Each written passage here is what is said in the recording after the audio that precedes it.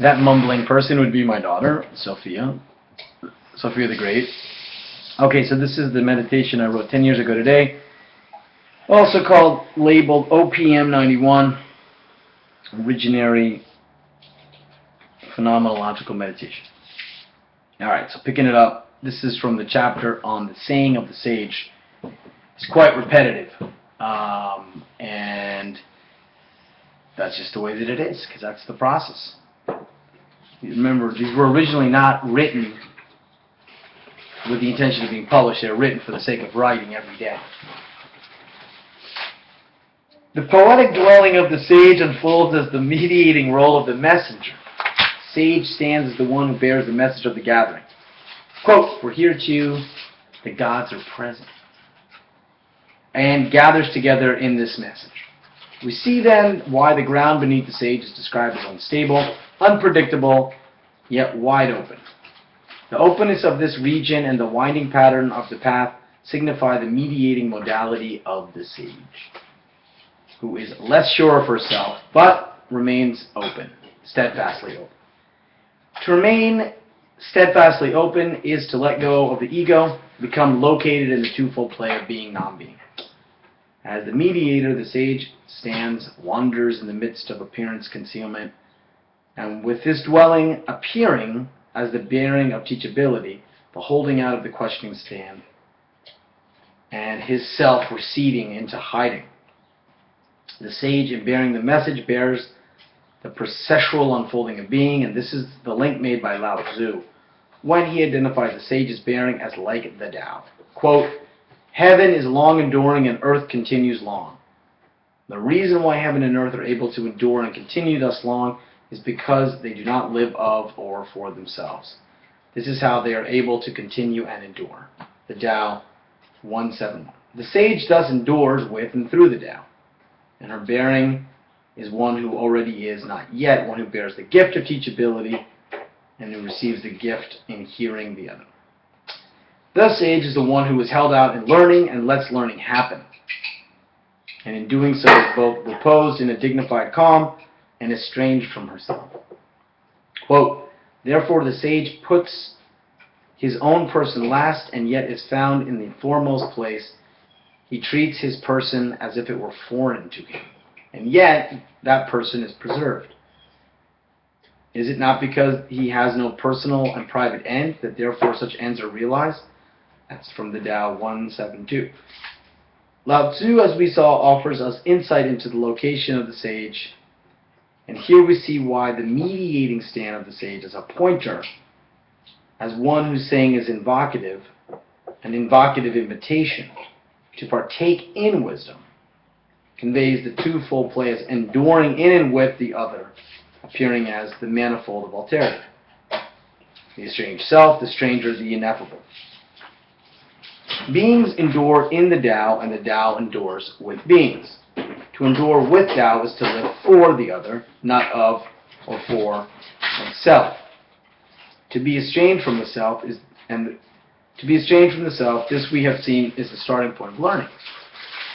To endure in this estrangement is to take the questioning stand, to receive the other as stranger, as beyond the immediate.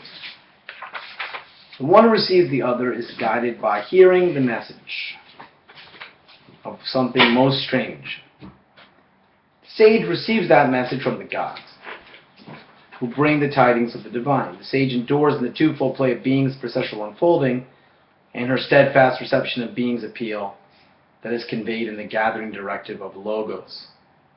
And receiving this beckoning, the sage as mediator is estranged from her familiar self, her immediate self, her ego. Her ego, the habitual habitat of her identity, is kept in abeyance. Teaching is thus the abeyance of the ego, the hiding of the personal and the private, the silencing of the juridical voice. To teach is to hear the other, to convey the call of the other, and to gather together and enjoin others. This other appears in the manifold of the otherness of the self, the otherness of beings, the other that is being itself. If painstaking listening is the starting point of learning and hearing the ground of which learning unfolds, where the paths of learning are broken, then the modality of the sage appears to be free of doubt. And its steadfast openness identifies the most receptive letting be. Then the entrance of perplexity upon the scene occurs as the appearance of the ineffable, the unfolding of language as pointing beyond itself, and in this pointing always inviting a creative response, interpretation, retelling, the questioning of what has been said. Above, in the opening moments of this exploration, we drew a distinction between Ion the rhapsode and Socrates the philosopher by underlining the doubt Socrates expressed towards the injunction he received from the Oracle of Delphi. Later, we encountered a very different posture from Socrates when he retold his recollection of his encounter with Diotima, a posture that was reinforced in the opening moments of the Phaedo when he takes up his hand at writing poetry. Here our attention is again returned to Socrates in order to emphasize the sage's dwelling as one of perplexity brought on in the standing before the ineffable, which we earlier called the draft, and further on the tide. As a sage, Socrates' dwelling is not so much a matter of his decision, but a matter of a decisive directive that located him, caught him, in the way a current tows and even throws us.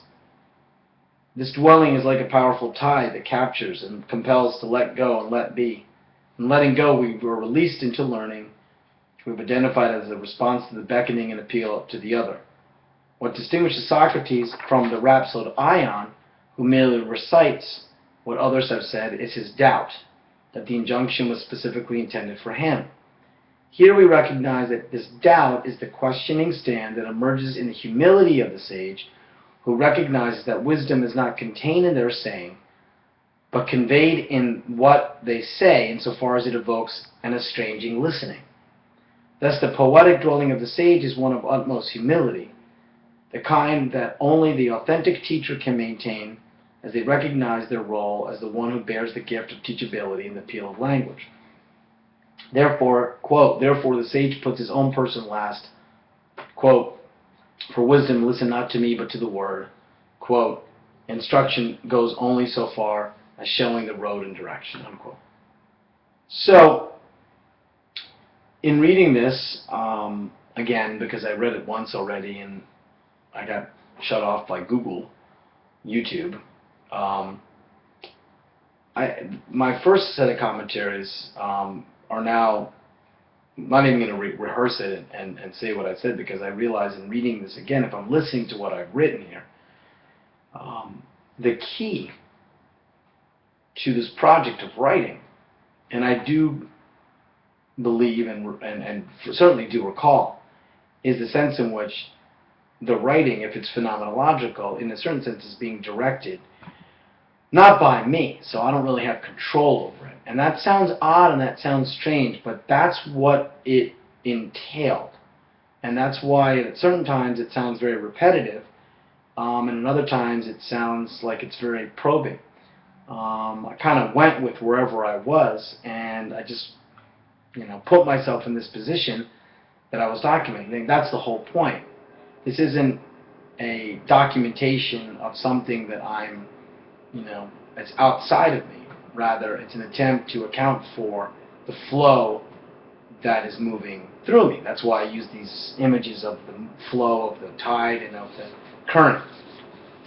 And so one has to be humble with respect to one's writing and the language. And I'm going to leave it at that so that I don't get cut off again.